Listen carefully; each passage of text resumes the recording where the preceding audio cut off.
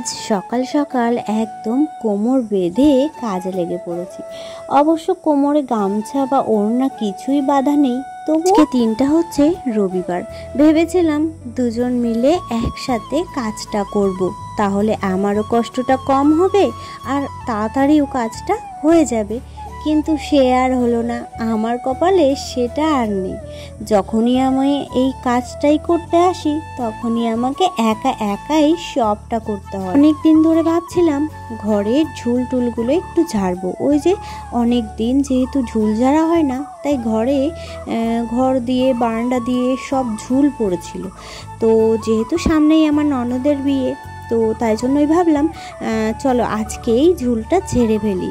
তোমরা তো জানোই আমার ননদের বিয়ে, বাড়িতে লোকজন আসবে, এছাড়া আমার বাড়িতেই হচ্ছে খাওয়া দাওয়ার প্যান্ডেল। তো সবটা মিলে এদিকে দেখো আলনাটা তো ঢেকে দিয়েছি, কারণ আলনায় জামা কাপড় গোছানো রয়েছে। তোমরা তো এমনি আমার ব্লগে দেখো আমার ঘর তো সবসময় পরিষ্কার পরিচ্ছন্ন গোছানো থাকে, কিন্তু ওই যে ঝুল হয়েছিল, অনেক দিন ধরে ঘরের ঝুল ঝাড়া হচ্ছিল না। তবে জানো তো ভেবেছিলাম আজ দুজন মিলে কাজটা করলে কষ্টটাও কম হবে আর তাড়াতাড়িও কাজটা মিটে যাবে, কিন্তু না, সেটা আর হওয়ার না। আমি যেই দিন ঝুল ঝাড়তে আসি ঠিক সেই দিনই তোমাদের দাদা ভাইয়ের কাজ পড়ে যায়। এই যে দেখো না, আজকে সকালবেলা কালকে থেকে ঠিকঠাক রয়েছে যে আজকে ঝুল ঝাড়বো। যেহেতু কাল শনিবার ছিল, কালকে গেছিলাম আমরা হাবড়াতে, ছেলের গানের ক্লাস ছিল, ড্রয়িং ক্লাস ছিল। তো আসার সময় আমি একটা ঝাঁটাও কিনে এনেছিলাম যে ঝুল ঝাড়তে হবে বলে। অথচ আজ সকালেই উঠে বলে আমার একটা কল এসেছে, আমাকে কাজে যেতেই হবে, বেরোতেই হবে, আমার একটা সাইড এসেছে। তো অগত্যা আমাকেই একা একা করতে হচ্ছে, কি আর করবো বলো। সকালবেলা উঠে রান্না করে নিয়েছি। রান্না বলতে তোমরা আগের দিনকে ব্লগে দেখেইছিলে যে কটা মাছ ছিল, 4টে শিঙি মাছ ছিল। ভেবেছিলাম শনিবার দিন রাত্রেবেলা ওই শিঙি মাছ 4টে রান্না করব। যেহেতু শনিবার দিন আমরা হাবড়াহাটে গেছিলাম, সারাদিন তেমনভাবে কিছু খাওয়া দাওয়া হয়নি, তো রাত্রেবেলা আর ইচ্ছা করছিল না। ওই একটু ডাল সিদ্ধ, একটু ডিম ভাজা, এই সমস্ত করেই খেয়ে নিয়েছিলাম। তো যেহেতু মাছ কটা কাটতে হতো, তো সেই কারণেই না ইচ্ছা করছিল না। এছাড়া আমি ভাবলাম যে মাছ কটা যদি রেখে দিতে পারি আজকে, তাহলে কালকের দিনটা এই মাছ কটা দিয়েই আমার চলে যাবে, আর কালকের দিনটা বাজারও করা লাগবে না। তো সেটা ভেবেই বিশেষ করে ওই মাছ কটাকে রেখে দিয়ে রাত্রেবেলা ডাল সিদ্ধ, ডিম ভাজা, আলু সিদ্ধ, এই সমস্ত করেই আমরা রাত্রের খাবারটা চালিয়েছিলাম। সংসারটা আমার, তাই আমাকেই সবটা সামলাতে হয়, আমাকেই ভেবেচিন্তে সব কাজ করতে হয়। তাই ভাবলাম যে এই মাছটা যদি আমি আজকে না খাই, তাহলে কালকের দিনটা আমার কিন্তু ভালোভাবেই ওই মাছ দিয়ে চলে যাবে। তো সেটা ভেবেই মাছটাকে রেখে দিয়েছিলাম। আমরা কিন্তু এরকমই করে থাকি, কারণ আমরা মধ্যবিত্ত ফ্যামিলি, আর মধ্যবিত্ত ফ্যামিলিতে এরকম করেই সংসার চালাতে হয়। কেন, এর আগেও একটা ব্লগে তোমাদেরকে বলেছি যে 120 টাকার শিঙি মাছ, ওই জন্য সেই শিঙি মাছটাকে কিন্তু আমরা 2 দিন ধরে খেলাম, যাতে করে মানে 120 টাকার শিঙি মাছ মানে আমাদের কাছে কিন্তু অনেকটা, বুঝলে। তো যেখানে আমরা দিনে 30 থেকে 35, 40, 45, বড্ডজোর 50, তার ওই ধারে আর যায় না মাছের পিছনে। আর কি বলতে, আমরা যে পরিস্থিতির মধ্যটা দিয়ে এসেছি, তো সেই পরিস্থিতির মধ্য দিয়ে যে কেউ আসলে না, সে এরকম চিন্তাধারার মানুষ হয়ে যাবে যে আমাকে যত কম টাকা খরচা করে খাওয়া যায় বা যত কম খরচা করে চলা যায়। এছাড়া তোমরা তো জানোই যে আমাদের কতগুলো লোন রয়েছে। তোমাদের আগেও একটা ভিডিওতে বলেছিলাম যে এখনও আমরা গলার সমান ডুবে রয়েছি লোনে আর কি। তো সেক্ষেত্রে যদি একটু সংসার থেকে বাঁচিয়ে রাখতে পারি, সেটুকু আমরা লোন শোধ করতে পারি, তাহলে কি হবে, আমাদের ঘাড় থেকে একটা বোঝা নামবে। হয়তোবা আমরা না খেয়ে নেই, তবুও খাওয়ার মধ্যেও না অনেক তফাৎ থাকে, জানো। আশেপাশের কথাই তোমাদেরকে বলি, আমাদের পাশে এমন কিছু মানে আছে যারা হচ্ছে দিনে 200 টাকার মাছ তাদের কাছে কোনো কিছুই নয়। এমনকি তারা 1 ভাগের মাছ খায় না, তাদের বাড়িতে মিনিমাম 2 থেকে 3 রকমের মাছ থাকে। আমাদের মতো মধ্যবিত্ত পরিবারের কথা চিন্তা করো, আমরা 50 টাকার মাছ কিনতে গেলেও অনেকটা ভেবেচিন্তে কিনছি। এই যে 120 টাকার মাছ কিনেছি, সেটাকেই অর্ধেক করে 2 দিন চালালাম। দেখো, তোমাদের সাথে কথা বলতে বলতেই আমি কিন্তু আমার পুরো শোকেসটাকে গুছিয়ে নিয়েছি। দেখতে পাচ্ছ, আলাদা আলাদা ভাগ ভাগ করা, যদিও বা এভাবেই গুছানো ছিল, কিন্তু তার মধ্যেও না মানে এই যে কাগজটা পাতা রয়েছে, সেই কাগজটা তুলে আবার ভালো করে মুছে টুছে পরিষ্কার করে আবার পেতে সুন্দর করে গুছিয়ে রাখলাম, বুঝলে। আর এই দেখো, এখানে কাচের গ্লাস, এমনি গ্লাস সবটা সাজিয়ে গুছিয়ে রেখেছি। আর এই থাকাটাতে দেখো আমার ব্লাউজ থাকে, আমার শাড়ি থাকে, আমার ব্যাগ থাকে, তোমাদের দাদাভাইয়ের জামাকাপড় থাকে, তো সেইগুলোকে সবটাকেই গোছ করে রেখেছি। এখন আলনাটাকে গোছাতে হবে। আর আমার এই নিচের অবস্থাটা দেখো, দেখতে পাচ্ছ। জানি না আজকে কতক্ষণে কাজ হবে, যেহেতু আমি একাই করছি সেহেতু অনেকটাই টাইম লেগে যাচ্ছে। মাত্র হয়েছে, এদিকে এই ঘর বাকি, এই যে বারান্দা বাকি, বারান্দায় প্রচুর ঝুল হয়েছে, বুঝলে, প্রচুর ঝুল হয়েছে। আর তোমাদের দাদাভাইকে দিয়ে ওই যে ফটোগুলো এইখানটাতে রাখা ছিল, তো এই ফটোগুলোকে নামিয়ে নিয়েছি যাতে করে ভালোভাবে আমি পরিষ্কার করে নিতে পারি। তারপরে রান্নাঘরের কথা তো ছেড়েই দিলাম, রান্নাঘর এখনও রান্নাও করিনি, এমনকি রান্নাঘরে ঢুকেই নি এখনও। তো যাই হোক, চলো আমি আস্তে ধীরে করে পরিষ্কার করে নিই, বুঝলে। বলতে আমাদের মাথার ওপরে এই ছাদটাও জুটতো না, যদি না তোমাদের দাদাভাই জেদের বসে করতো। তবে আমাদের তখন কোনো রকম প্ল্যানিং ছিল না, কোনো রকম কিছু ছিল না যে আমরা ছাদ দেবো। হঠাৎ করেই আমরা ছাদটা দিয়ে নিয়েছিলাম আর কি, ধার দেনা করে। আর তার জন্যই তারই মাসুল এখনও পর্যন্ত আমাদেরকে গুনতে হচ্ছে। সেই 2020-তে ছাদ দেওয়া হয়েছে, আর এটা হচ্ছে 2025। ভাবতে পারছো, এখনও জানি না কবে গিয়ে আমরা সেই দেনা থেকে, সেই লোন থেকে মুক্ত হতে পারবো। তো যাই হোক, আমার ঘর বাড়ির অবস্থা তো দেখতেই পাচ্ছ তোমরা। আসলে আগে যখন আমাদের বাড়িতে টিন দেওয়া ছিল ওপরে, ঠিক সেই সময় না আমাদের ঘরে হালকা পিঙ্ক কালারের একটা রং করা ছিল। তারপরে যেহেতু ছাদ দেওয়া হয়েছে, তাই জন্য দেখতেই পাচ্ছ কেমন একটা সিমেন্টের দাগ বেয়ে বেয়ে পড়ছে, কেমন একটা জানি লাগে দেখতে। যদিও বা সবাই এসে বলে যে খারাপ লাগে, তবুও জানো তো এটা করতে পেরেছে এই আমাদের কাছে অনেক, এটাই আমাদের কাছে স্বর্গের সমান। তোমরাও দেখে ভাববে, এই বাবা দিদিভাইয়ের ঘর বাড়ির একই অবস্থা, যে যাই যে দেখে সেই বলে। তবে এখন হাতে কোনো রকম টাকা পয়সা নেই যে সেটা দিয়ে আমি ঘর তো ঠিক করবো বা রং করবো। যাই হোক, এইদিকে দেখো, আমি একদম উপরের যে ঝুলগুলো সেগুলো না ঝাড়তে পারছিলাম না, ওই ঝাঁটা দিয়ে অতটাও আমি হাতে পারছিলাম না।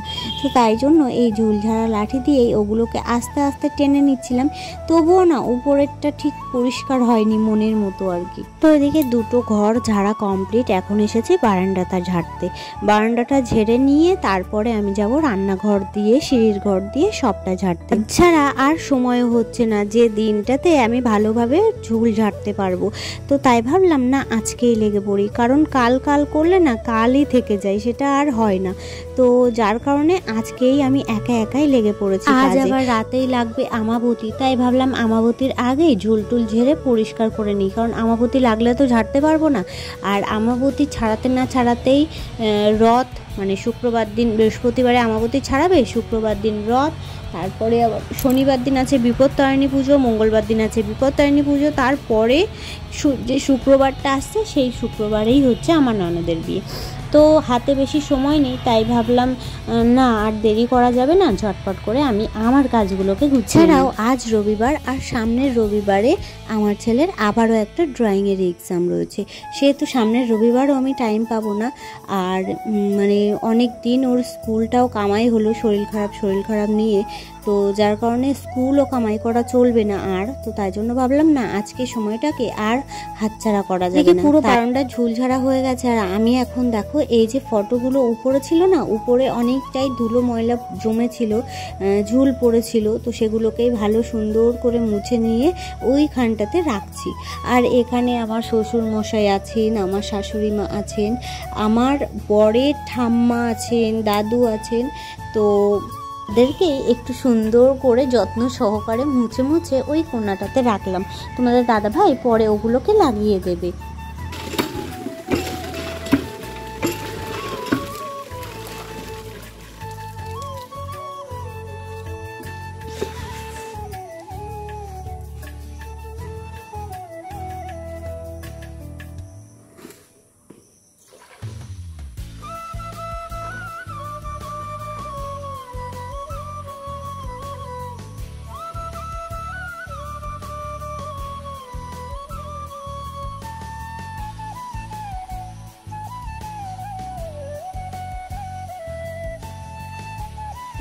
পরে আর তোমাদের সাথে কিছু শেয়ার করা হয়নি। বারান্দাটা পরিষ্কার করে তারপরে আমি রান্নাঘর দিয়ে সিঁড়ির ঘর দিয়ে সবটাই পরিষ্কার করে নিয়েছি। আর এরপরে এসেছি কলে এই যে জিনিসগুলোকে ভিজিয়ে রাখতে। আর এখন ভাবলাম যে এই জিনিসগুলোকে ভিজিয়ে রেখে আমি চলে যাই ঘর মুছতে। ঘর মুছতে মুছতে এগুলো সার্ফের জলে ভালো মতনই ভিজে যাবে। তো তারপরে মানে এগুলোকে কেচে ধুয়ে একবারে স্নান করে নেবো আর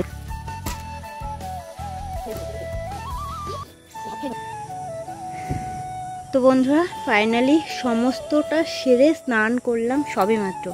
আর ওয়েদারটা যেন কেমন একটা অন্ধকার অন্ধকার করে আসছে, মনে হচ্ছে এক্ষুনি বুঝি বৃষ্টি নামবে। তো যাই হোক চলো, এ দেখো কাচাকুচি করেছি, কত গাদা কাচাকুচি করেছি আজকে।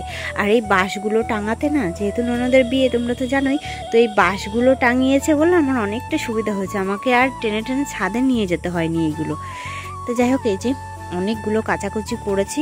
তো চলো এবার আমার স্বর্গটাকে তোমাদের সাথে শেয়ার করি, এবার কেমন লাগছে অবশ্যই জানিও, ঠিক আছে? তো এগুলোকে একটুখানি ইগনোর করো, কারণ এগুলো এখনো গোছানো হয়নি, সবেমাত্র স্নান করে এলাম। তো এদিকে তো অন্ধকার অন্ধকার ভাব চলে আসছে, তাই ভাবলাম তোমাদের সাথে আগে শেয়ার করে নিই। তো দেখো এই হচ্ছে আমার স্বর্গ। তবে তো যাই হোক দেখো পরিষ্কার করার পর ঘরটাকে কি সুন্দর লাগছে, যে দেখো এ দেখো। আর জানলার পর্দাগুলো আজকে আর লাগানো হবে না, কারণ ভিজে রয়েছে বুঝলে। মনে হয় না আজকে আর শুকাবে, কারণ ওয়েদারের যা অবস্থা মনে হয় না আজকে আর শুকাবে। তবে জলটা ঝরে গেলে আমি এনে লাগিয়ে দেব ঘরে। পাখার চলবে তো রাত্রেবেলা, পাখার হাওয়ায় শুকিয়ে যাবে।